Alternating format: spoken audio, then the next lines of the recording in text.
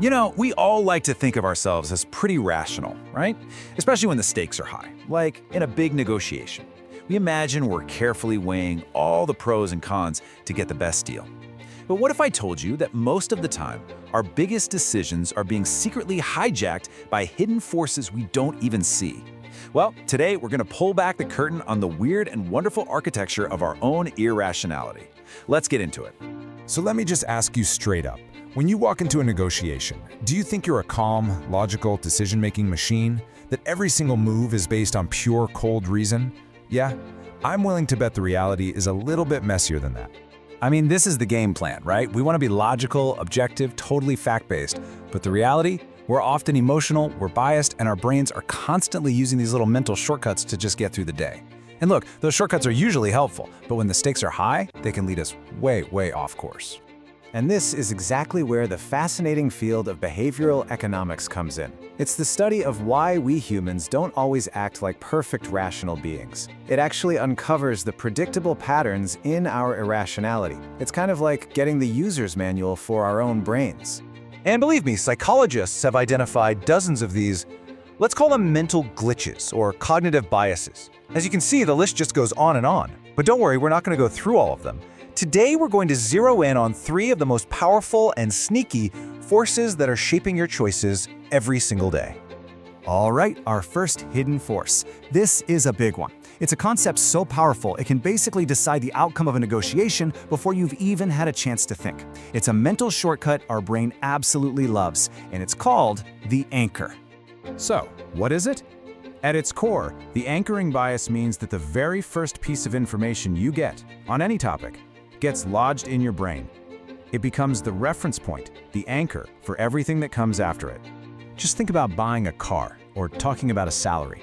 That first number that gets thrown out there, whether it's the sticker price on the window or the first offer from HR, it's not just a suggestion.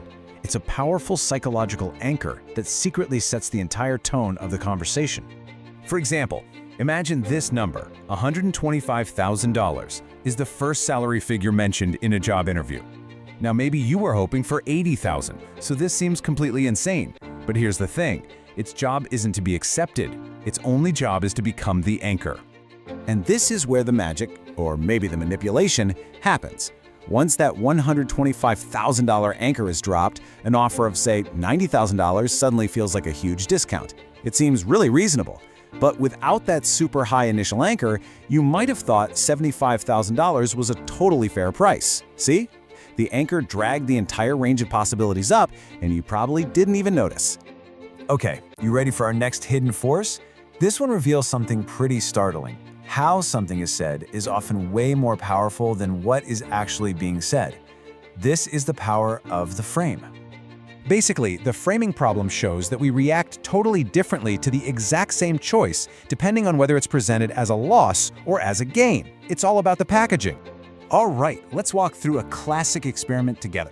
Imagine you're in charge. There's a disease that's expected to kill 600 people, and you've got 2 options. Program A guarantees 200 people will be saved. Program B is a gamble. Now, when it's presented this way, almost everybody chooses Program A. We're drawn to the certainty of saving lives. It feels like the right thing to do. But now, watch this. Let's frame the exact same options in a different way. Mathematically, these are identical choices. Program C is the same as A, and D is the same as B. But here, the choice is framed around loss, people dying. And in this scenario, most people suddenly flip and choose the risky Program D. Why? Because the certainty of 400 people dying just feels too awful to accept. Just let that sink in for a second. The facts didn't change at all, not one bit, only the words used to describe them. And that was enough to completely reverse what people chose to do. That right there is the incredible power of framing. And that brings us to our third and final hidden force. Now, this one might just be the most powerful of all, because it preys on our natural desire to do, well, nothing. Let's talk about the immense, incredible power of the default. The psychology behind this is really simple. Our brain is wired to take the path of least resistance. Sticking with whatever is pre-selected, the default option, requires 0 effort. Changing it requires you to make an active decision, and we often have this built-in fear of change, this status quo bias. And you see this everywhere. You know the settings that come with your new phone? Most of us never change them. That subscription that automatically renews every month? Yeah, companies are counting on you not bothering to cancel it. The default option is an incredibly powerful tool for guiding our behavior. But if you want a truly staggering, mind-blowing example of its power, just look at organ donation rates. In countries where you have to actively check a box to become a donor, that's an opt-in system, the registration rates are often below 30%. But in countries where you're automatically enrolled and have to actively check a box to not be a donor, an opt-out system, the rates skyrocket to over 99%. The difference isn't because people in one country are suddenly way more generous. The only difference is the default. The simple power of doing nothing, of just going with the flow, is like a massive gravitational pull on every choice we make. So we've looked at the anchor, the frame, and the default. And I know, these forces can seem a little bit scary, almost like our brains are constantly being tricked. But here's the really good news. Just knowing about them, that's your advantage. Look, the goal here isn't to become some kind of perfectly rational robot. That's impossible, and probably no fun. The goal is just to become aware that these forces are at play, both inside your own head and out in the world. And that awareness, that's the first and most important step toward making much better decisions. So here's a really simple framework you can use. First, just acknowledge it. You're susceptible to these biases. We all are. Second, when you're faced with a default option, actively question it. Ask yourself, is this actually the best choice for me, or is it just the easiest one? And third, always try to reframe the problem.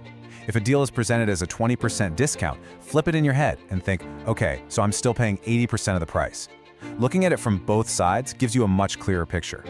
By understanding the architecture of our own irrationality, we don't get rid of it, but we can learn to work with it.